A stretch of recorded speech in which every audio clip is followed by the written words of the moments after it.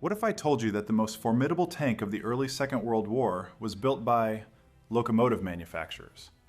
And that this machine, recognized as the queen of the battlefield, was rejected by the Allies as an absolute failure? Friends, today we will unmask the legendary Matilda. Why did a tank that struck primal terror into its enemies in the desert suddenly turn into an easy target? What secret did its machine guns hide? And who came up with the idea to name a heavy tank with a gentle female name? In this episode, we will analyze the facts that remained in the shadows of official chronicles for a long time. Watch until the end. The finale of this story will make you look at the triumph and tragedy of the Queen in a completely different way. Let's begin. 2.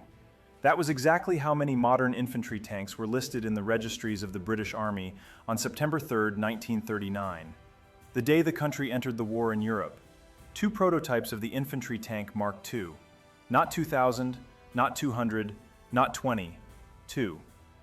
This was a state that, at the time, ruled the largest empire in human history, a quarter of the world's landmass, hundreds of millions of subjects, one of the strongest navies on the planet, steel, coal, shipbuilding, an industry envied by its neighbors, and on land, 2 next-generation tanks for the entire country. This was not an accidental catastrophe, it was a systematic one. The British Army did have tanks, of course, the so-called cruiser tanks, such as the Cruiser Tank Mark I and Cruiser Tank Mark III, fast machines. Perhaps the only thing they did really well was speed. In terms of armor thickness, reliability, and crew protection, they roughly corresponded to the Soviet BT series tanks, and not even the late versions, but the BT-5, a machine from the mid-1930s. There was speed, but everything else was highly questionable.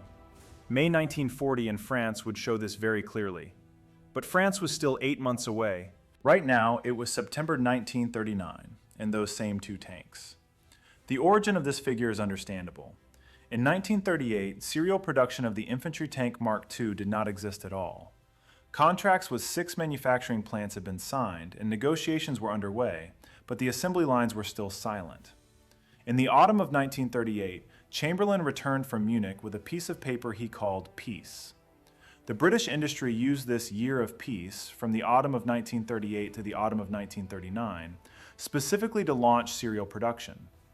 One can debate the Munich Agreement for a long time, but without that year, Britain would not have had even those 2 machines in September 1939. Production was launched.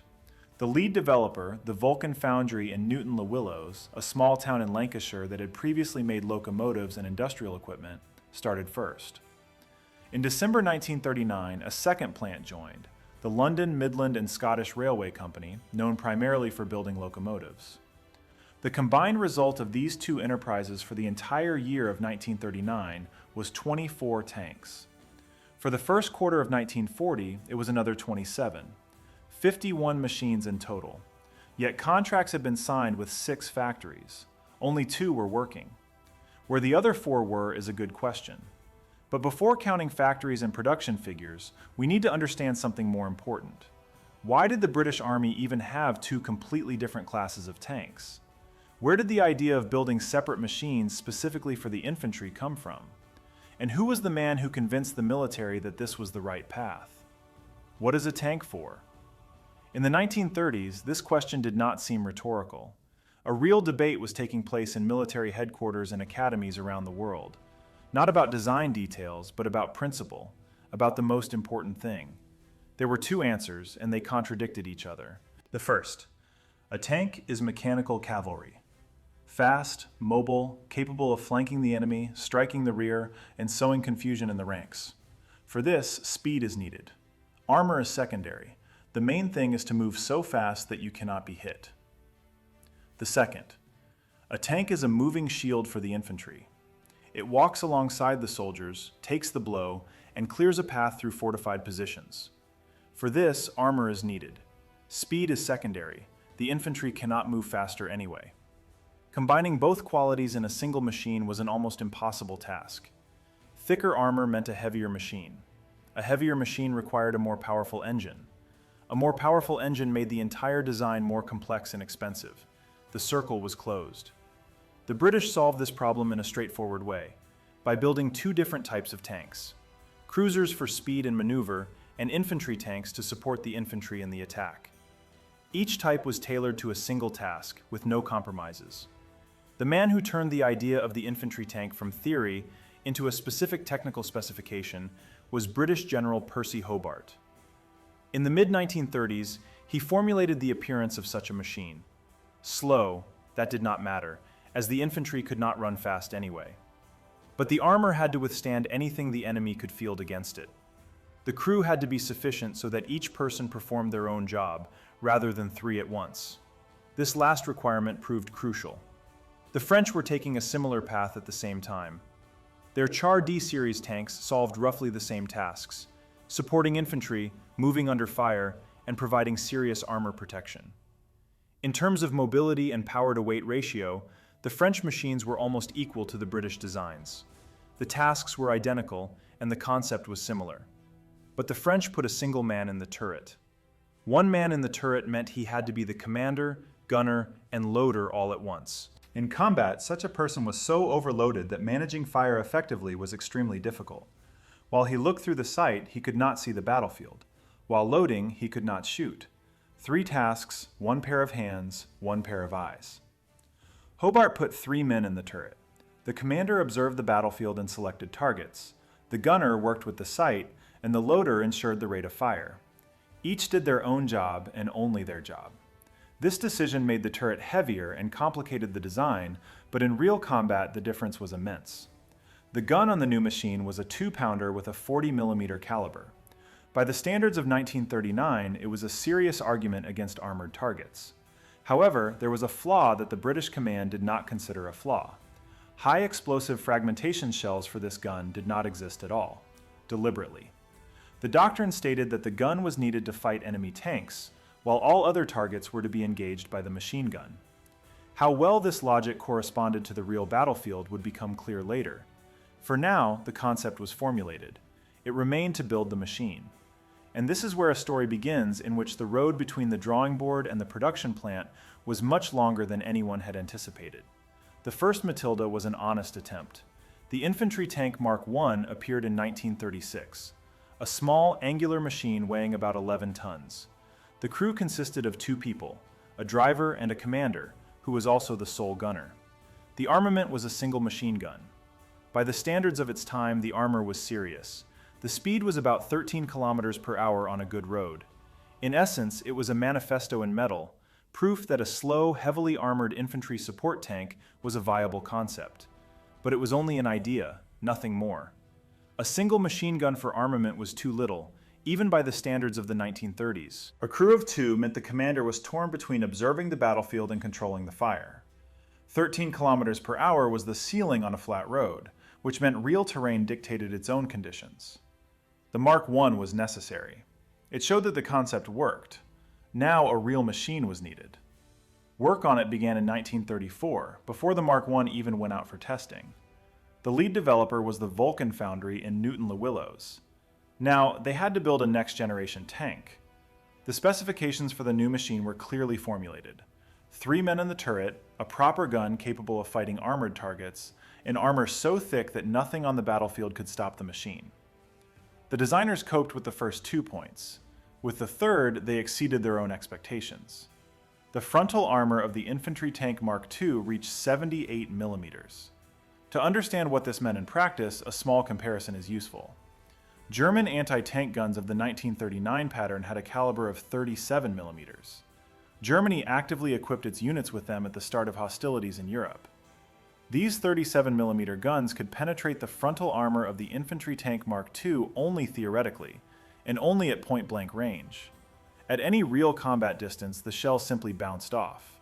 Most of the guns available to Britain's potential adversaries in 1939 were simply useless against such armor. At the same time, the combat weight of the machine was about 27 tons. Quite a lot, but not extreme. The engines intended for it managed the load.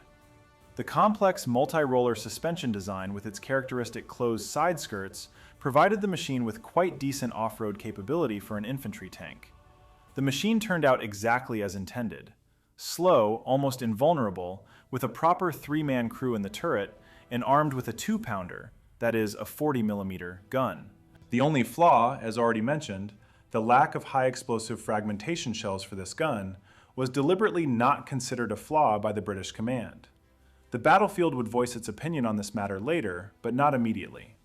For now, as of September 3, 1939, only 2 specimens of all this magnificence existed, and the factories were just getting started.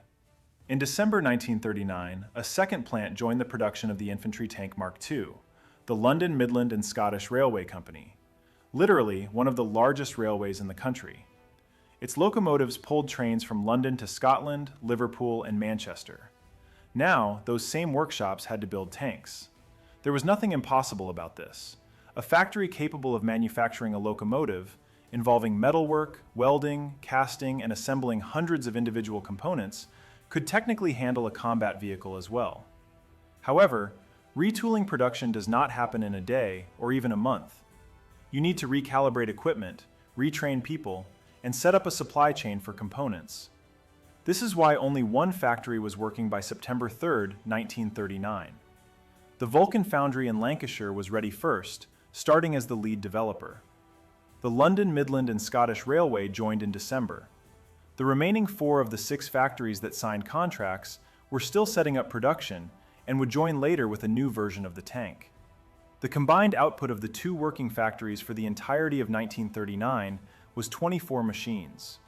For the first 3 months of 1940, it was another 27, 51 machines in total. This figure clearly illustrates the scale of the problem.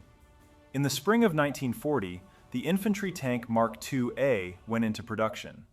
It was essentially a development of the original design, incorporating early lessons. The main visible change was a coaxial machine gun next to the main gun and corresponding modifications to the gun mount. It was a planned evolution, not a revolution. It was this version, the Mark II-A, that would later, in September 1941, be officially renamed the Matilda II. Under this name, the machine entered history, and under this name, it received the nickname that stuck with it forever, the Queen of the Battlefield. But let us return to 1940. Here begins a small documentary puzzle that confused even contemporaries. Registration numbers from the War Office were not assigned to the produced machines in strict chronological order of modification. As a result, Vulcan Foundry tanks with numbers from T.10284 to T.10293 were listed in documents as the Infantry Tank Mark II, the original version. However, in the range of numbers from T.6729 to T.6868, machines of the Mark II-A version are already found. For example, the tank with registration number T.6803. In other words, a later version received an earlier registration number. This was not an error. It was the reality of wartime production. Contracts were concluded in batches, numbers were assigned in advance, and the design continued to change during the manufacturing process. For historians trying to determine which version of the machine served where, this is still a headache. For us, it is simply a telling detail about the pace and haste with which wartime production was deployed. On early Mark II-As, a raised suspension was still present, a design element inherited from the original variant. Testing showed there was no need for it, and it was abandoned by the summer of 1940. The rear overhang, which mechanics called the tail, also disappeared as it turned out to be superfluous. The machine was simplified, production picked up pace, and the tanks went to the regiments. Almost immediately, however, it became clear that there was one very specific problem. Not with the armor, the gun, or the engines, but with what made contact with the ground. In the winter of 1939 to 1940, the first infantry tanks Mark II were being trialed in the regiments, and a highly unpleasant issue surfaced almost immediately. On the highway, the machine handled well. In the mud, it was tolerable. But as soon as the ground froze, the 27-ton tank began to behave unpredictably. Controlling it on ice was difficult, genuinely difficult. The reason was quickly discovered. The stamped tracks produced by Ruston and Hornsby had an H-shaped pattern on the working surface. This was intended as a universal solution for roads and moderate off-road conditions, tasks which the tracks handled well. On ice, however, the H-shaped pattern provided almost no traction. A 27-ton machine on a frozen surface is not a tank. It is an extremely expensive and very heavy object that is incredibly difficult to control. A solution was found quickly. Spuds, small metal protrusions that gripped the ice, were welded onto the tracks. This helped, but another problem immediately arose. The lifespan of these tracks was about 300 miles, roughly 480 kilometers of travel. After that, the track wore down to a state requiring replacement. For a combat vehicle that needs to cover several hundred kilometers just on the march to the operation site, this was completely unacceptable. The design was slightly modified. Instead of identical protrusions, two different ones were made, one large grouser and one small one. The lifespan increased slightly, but the question remained open. A real engineering race began. Several companies were simultaneously developing new track designs. A new stamped track appeared, without the H-shaped pattern and with a more developed grouser. It was produced in two slightly different structural versions, both of which went into series. In parallel, a track designed by Lepage with the designation TD1195 was created.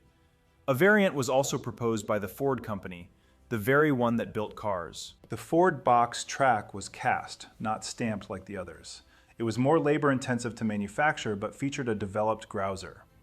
In March 1941, comparative trials of all candidates took place. In terms of maximum speed, the Ford box track lost to its stamped competitors. The difference was 0.5 kilometers per hour. Not 5, not 1, 0.5. A difference that the crew would never feel on the march, in combat, or during exercises. Yet in terms of off-road capability, the Ford box outperformed them all. On soft ground, in mud, and on uneven surfaces, exactly where tanks have to work most often, the cast track from Ford held better than any competitor. In the spring of 1941, it was officially recognized as the best choice for the Matilda. It seemed the story was closed. However, Ruston and Hornsby, the very company whose first tracks had sparked this entire search, wasted no time. They developed another new type of stamped track with an updated grouser. The track went into production and could occasionally be found even on later versions of the machine, the Matilda III and Matilda IV. This is what engineering under real pressure looks like. While some are resolving a task, others are already looking for the next solution in parallel, without stopping. By the time the track developers were signing the final test protocols, a different kind of work was underway in the British regiments. The 4th and 7th Royal Tank Regiments were receiving new machines, training, and practicing coordination. They were about to be sent to the desert. In France, in May to June 1940, British cruiser tanks had shown everything they were capable of. They burned well, but in other respects they performed much worse. The 4th and 7th Royal Tank Regiments evacuated with heavy equipment losses. Machines were abandoned or left disabled. Only men, not equipment, boarded the ships. The regiments were reformed from scratch. The infantry tank Mark I no longer appeared in their ranks, replaced instead by the infantry tank Mark IIA. The autumn of 1940 was spent in exercises. A German invasion was genuinely expected, and preparations were thorough. But autumn passed, and there was no invasion. It became clear there would not be one. This freed their hands. By that time, British industry had significantly increased production volumes. The accumulated stock of machines allowed them to think not only about defending their own island, but also about reinforcing the grouping in North Africa. Combat operations against Italian forces had been going on there since the summer of 1940. There was no grand scale yet. Both sides were accumulating reserves and probing positions, hesitating to launch serious operations. The Italians clearly did not expect the British to assemble a truly serious armored fist in that time. At the end of 1940, the 7th Royal Tank Regiment unloaded in Alexandria. North Africa is not France. No green fields, no narrow roads between villages. There is a flat, scorching, dust-covered infinity. The horizon is open on all sides, with visibility stretching for tens of kilometers. A tank in the desert can be seen from afar, crawling slowly through the shimmering haze over the hot sand, leaving a red trail of dust behind it. It would seem these were poor conditions for a slow machine, but only at first glance. If you cannot be penetrated, what difference does it make how well you are seen? Yet the main difference in this theater was not the geography, the main difference was the opponent. By December 1940, the Italian troops had a numerical advantage, but this was an advantage on paper. The equipment they possessed seemed chosen as if no one seriously expected to meet heavily armored machines. The main Italian medium tank of that period was the Carro Armato M13/40. In Italian, this literally means armored vehicle. A perfectly modern development by the standards of its country and time, armed with a 47mm gun. It was a serious argument against most machines the Italians had to face, but not against the Matilda. The frontal armor of the infantry tank Mark II-A was 78mm. The 47mm gun of the Carro Armato was practically useless against such armor at real combat distances. This is what historians would later call greenhouse conditions, not because of the hot climate or the open terrain, but because of an opponent who simply lacked the necessary means to fight these specific machines. 5 o'clock in the morning, December 9th, 1940. 50 tanks of the 7th Royal Tank Regiment moved forward. Operation Compass had begun. The Italian gunners saw that they were hitting. The shell went straight to the target. It was visible. But the tank kept coming. They reloaded, fired again, once more, and again. The tank kept coming. This experience was repeated over and over throughout Operation Compass. 50 machines of the 7th Royal Tank Regiment advanced in conditions that can hardly be described as anything other than complete impunity. Italian Carro Armato M13/40 medium tanks engaged in battle and retreated without achieving anything. Anti-tank guns opened fire with the same result. After each battle, mechanics inspected the machines. There were marks on the armor, dozens of marks.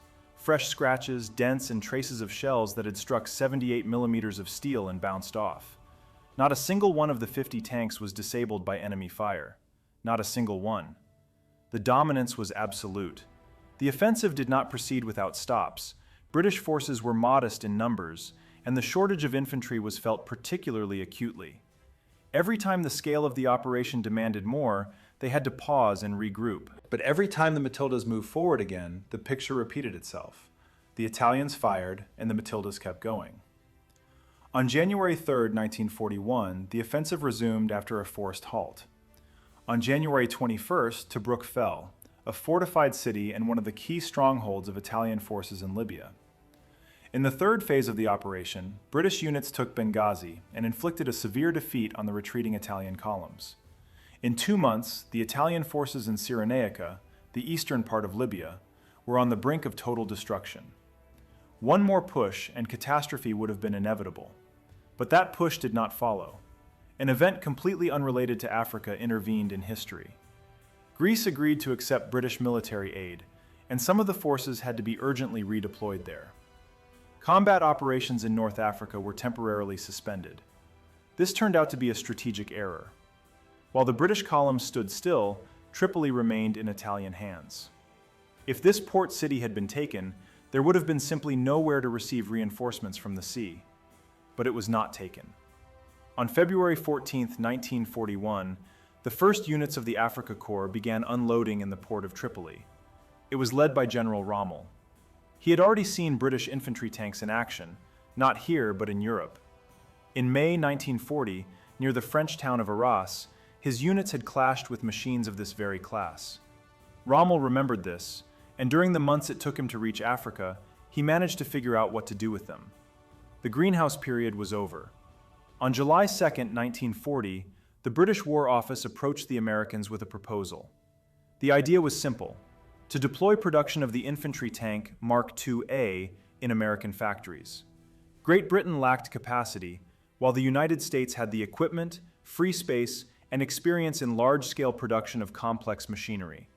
It seemed like an ideal partnership. The Americans were interested, but before giving an answer, they wanted to see the machine in person.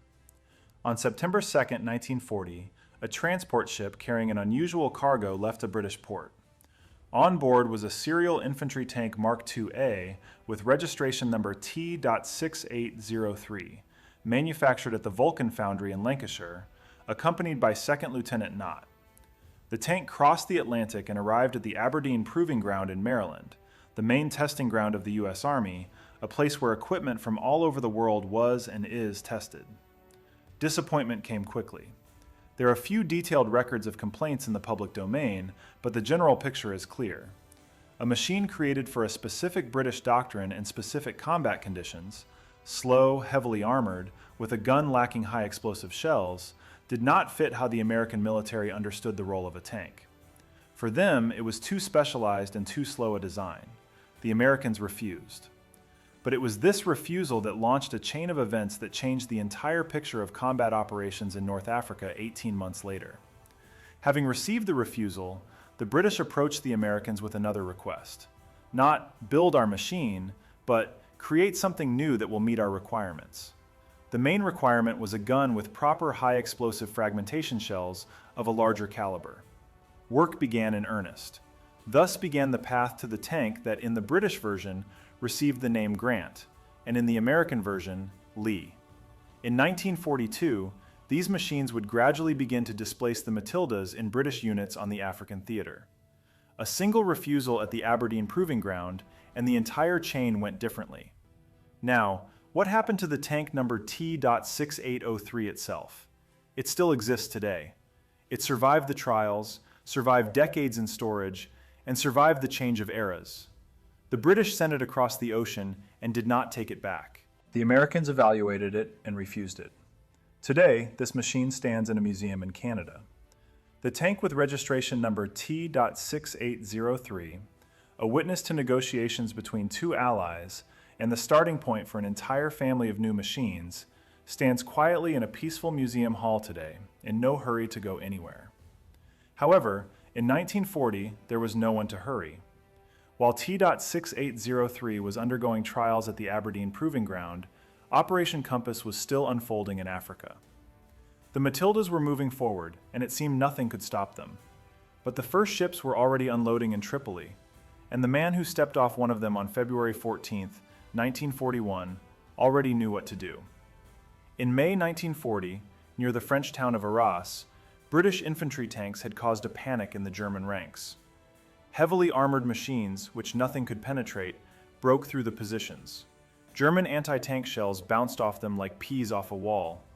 This was one of the few successful British counterattacks of the entire French campaign. Rommel commanded the 7th Panzer Division at the time, saw this personally, and remembered it. A year later, he stood on the African shore. On February 14, 1941, the first units of the 7th Panzer Division arrived in Africa, and 41, the first units of the Africa Corps unloaded in Tripoli. The difference between this opponent and the Italian forces that the Matildas had been chasing across Libya just a few weeks prior was fundamental. Not in equipment, but in doctrine, in how the commanders understood tactics. Rommel did not look for a machine capable of penetrating the Matilda's frontal armor. He asked another question. Is it necessary to get close to it? The answer was no. The Africa Corps possessed the 88mm Flak 18 anti-aircraft gun. It was designed to fire at aircraft vertically, at fast-moving aerial targets. Rommel turned it horizontally and directed it against tanks. A caliber of 88mm is more than twice the 40mm of the Matilda's 2-pounder gun. A shell from such a weapon retained enough energy from a great distance to penetrate even 78mm of armor. Crucially, the Flak 18 could open fire from a distance at which the Matilda's 2-pounder gun could not yet effectively respond. The Matilda could destroy this gun, but only if it got close enough. And getting close was precisely the problem. In Arras, the tanks went through the town, where distances were measured in meters and every house, corner, and alley provided cover. At such a range, speed was of almost no importance. The main thing was that the armor could not be penetrated. In the Sahara, distances were measured in kilometers, and there was no cover. A heavily armored but slow tank on an open plain is a target, not because the armor suddenly became worse, but because the conditions changed. The opponent simply kept his distance, the distance from which his guns worked while the Matilda's guns did not. The arrival of the Africa Corps forced the British command to hastily reinforce their grouping. The 4th Royal Tank Regiment arrived in Egypt. By that time, the appearance of the African Matilda had fully taken shape. In the rear of the hull, there were mounts for 2-gallon, about 9-liter, cans with a supply of water and fuel, and it featured a characteristic sand-brown paint scheme. It was in this form that these machines remained in memory, as the classic image of the Matilda II in North Africa. But the peak of glory was already behind. The machine had not changed, but the situation had. April 1941. The Afrika Korps and Italian units closed the ring around Tobruk. Unable to take the fortified city on the move, they began a siege. The British command prepared to break the siege. The test was set for June, and Rommel was ready for it. 36. That was exactly how many machines of the 4th Royal Tank Regiment remained in service by the end of Operation Battleaxe, out of 100. The operation began on June 15, 1941. The goal was concrete and clear: to relieve Tobruk, which had been under siege for almost 2 months. The main striking force was those very Matildas, 100 machines. The same 78 millimeters of armor, the same 2-pounder gun, and the same trained crews. The operation lasted 3 days and ended in defeat. 64 lost tanks out of 100. 6 months prior, in December 1940, 50 tanks of the 7th Royal Tank Regiment had gone through Operation Compass without a single loss to enemy fire. Complete impunity, marks on the armor, and not a single disabled vehicle. Here, 64 in 3 days. The same machines, the same armor, and the same gun. How was this possible? The answer lies not in the characteristics of the machine, but in the conditions. In December 1940, the Matildas went against an opponent who lacked the necessary means to fight such armor. The shells of the Italian guns bounced off, and that was all they could do. In June 1941, Flak 18 guns stood on the positions. 88 millimeters, on open ground without cover, at distances from which the Matilda's 2-pounder gun could not reach. Rommel set up positions so that the British tanks went straight into the fire, with no opportunity to bypass or quickly close the distance. A slow machine on an open field against a long-range gun is not an equal fight. Distance became the opponent's main ally. This is exactly what Rommel had understood in Arras. Back then, in May 1940, heavy British tanks had caught him by surprise in the narrow French streets, where the distance was 0. He remembered that enclosed space is the ally of an armored but slow tank, whereas open space is its main enemy. The Sahara was the ideal theater for such tactics. The 4th Royal Tank Regiment entered the operation at full strength and emerged with 36 machines. This was not a matter of chance or bad luck. It was the consequence of correct tactics clashing with an unsuitable machine in unsuitable conditions. Around the same time, while losses were being tallied on the African positions, serial production of the medium tank M3 was starting on the other side of the globe. In the British version, this machine would be named the Grant, and in the American, the Lee, the very machine whose story began with a refusal at the Aberdeen Proving Ground a year earlier. The wheel was turning a full circle. The time of the Matilda was passing. Not because the machine had become worse, but because new tasks, new theaters, and new opponents had appeared, requiring different equipment. Operation Battleaxe became the point of no return. Yet the Matilda had not yet said its last word. Late 1941, November, North Africa. Operation Crusader became the largest deployment of the Matilda II during the entire North African campaign. In terms of the number of machines, the number of regiments involved, and the scale of the operation, this was the peak. The British did not assemble more Matildas in a single operation. The goal was the same as in Battleaxe: to relieve Tobruk and regain control of eastern Libya. This time, the operation was prepared more thoroughly, and serious forces were assembled. On November 18, 1941, the offensive began. Tobruk was relieved on November 27th. The goal was achieved. However, analysis of the combat operations painted a picture that was difficult to ignore. The Matilda II was still fighting, still holding its armor where it mattered, and still doing what it was built for. But wherever the opponent could field a Flak 18 gun in an open position, the same story repeated itself. A slow machine, an open field, and a long-range gun. The equation did not change. The era of this generation of infantry tank was coming to an end. In parallel, the Matilda III began to appear in the troops. Externally, it was almost the same machine. The same armor and the same turret with the same gun. But under the rear louvers lay different engines. Instead of a pair of motors from the Associated Equipment Company, AEC, it had a pair of engines from the Leyland Company. They were slightly more powerful, with slightly better characteristics, but essentially the same. It was this version, and the Matilda IV that followed it, that went to the Allies. The Soviet Union received Matildas under Lend-Lease, and Australia received them too. But they did not receive the ones that British units fought on in Africa.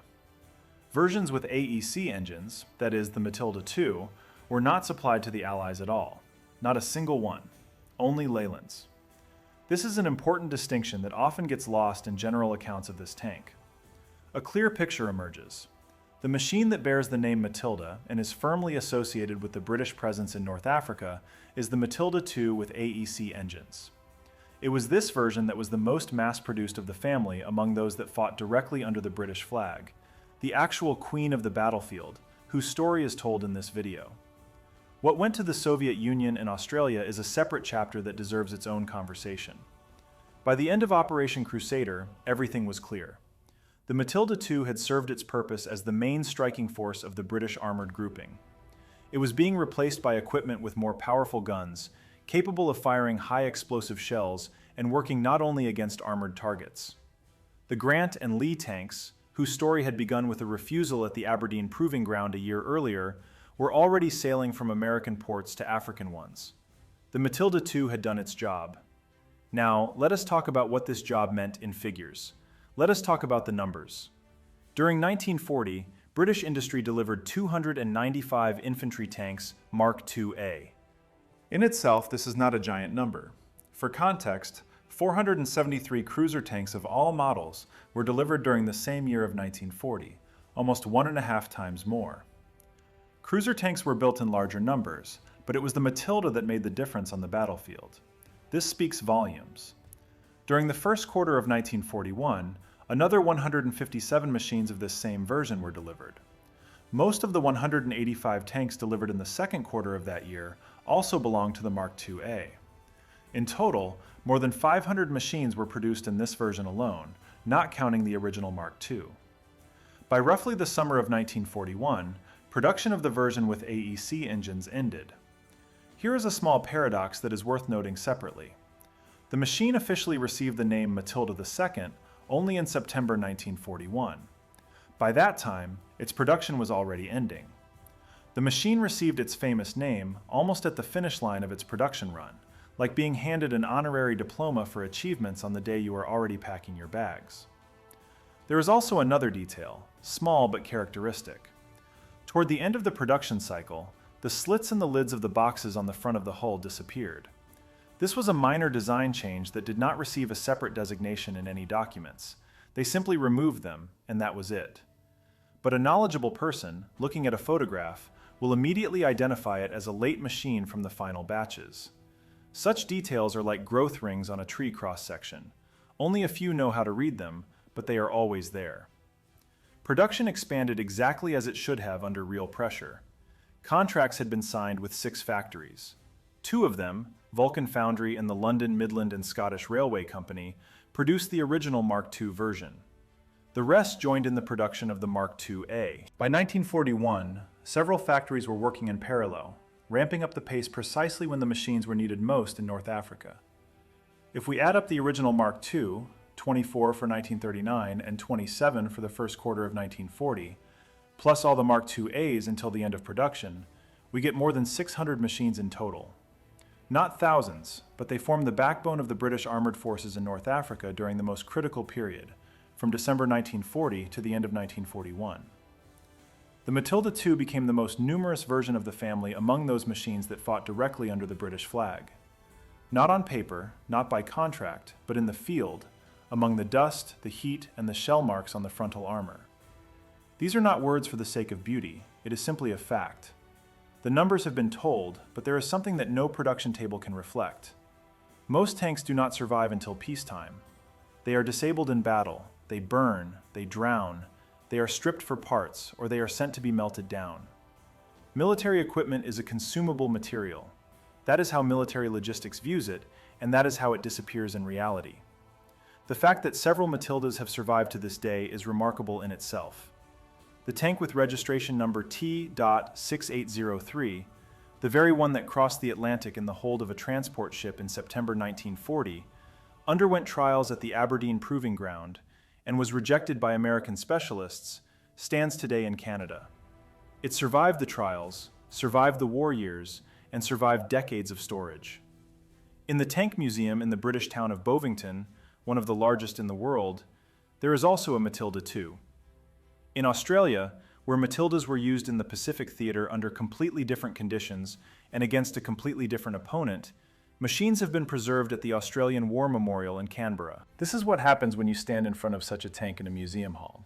It does not shoot, it does not move, it stands behind a rope barrier under steady museum light, with a placard on a stand and a few paragraphs of dry text nearby.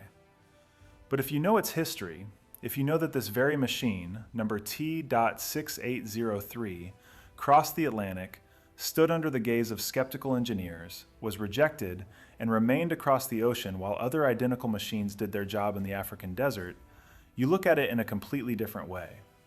The museum hall becomes slightly different.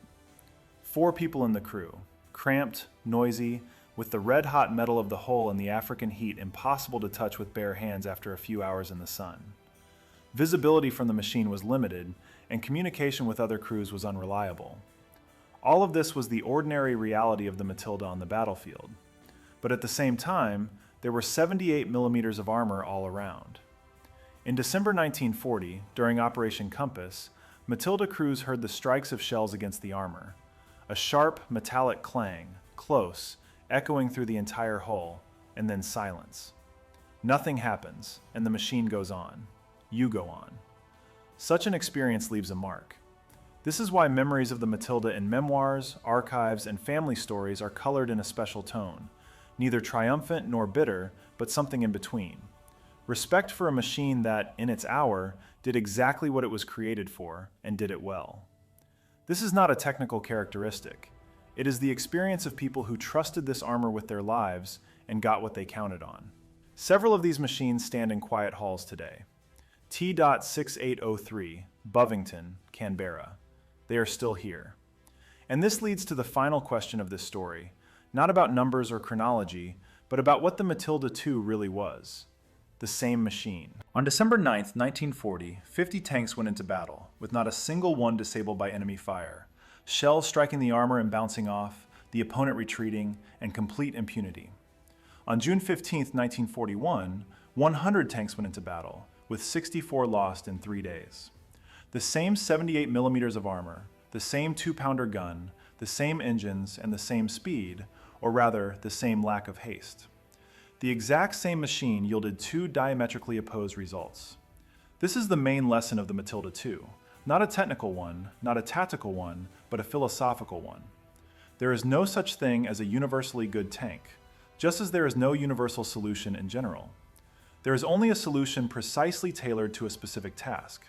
As long as the task remains the same, the solution works. As soon as the conditions change, what was a strength becomes a limitation. The Matilda II was precisely such a solution. It was created as an infantry support machine, slow, almost invulnerable, capable of moving forward through enemy positions without reacting to shells. It was designed precisely for this task. In Operation Compass, the conditions matched the design: an opponent without the necessary means, and a terrain where armor was more important than speed, resulting in that very impunity. Rommel did not create a better tank, he changed the conditions. He brought the machine out into the open space, where distance became his ally. He set against it a gun that worked from a distance exceeding the capabilities of the 2-pounder gun. He did not find a hole in the armor, he found a hole in the concept.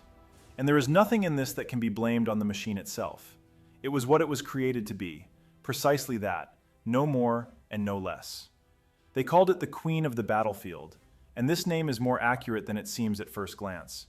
Not the Queen of all fields, not the queen in any conditions. The queen of a specific field, at a specific moment, in specific conditions. On that field, for which she was created, she had no equal, neither in armor protection, nor in the ability to take a blow and keep moving forward. A country that had 2 prototypes in September 1939 possessed a machine by December 1940 that Italian gunners could not stop with anything they had. This was not an accident. It was the result of specific decisions by specific people and specific factories, from the Vulcan foundry in Lancashire to the London, Midland, and Scottish Railway Company, which built locomotives and learned to build tanks. 24 machines for the whole of 1939, then more, and even more. And now, 50 tanks move through the Libyan desert toward the dawn of December 9, 1940. The shells bounce off, the tanks keep going. It is precisely for this, for the fact that in its hour, on its field, she did exactly what she was created for, that the Matilda II earned its name, the Queen of the Battlefield. 2 prototypes, several years of work, hundreds of machines, and a name that remained.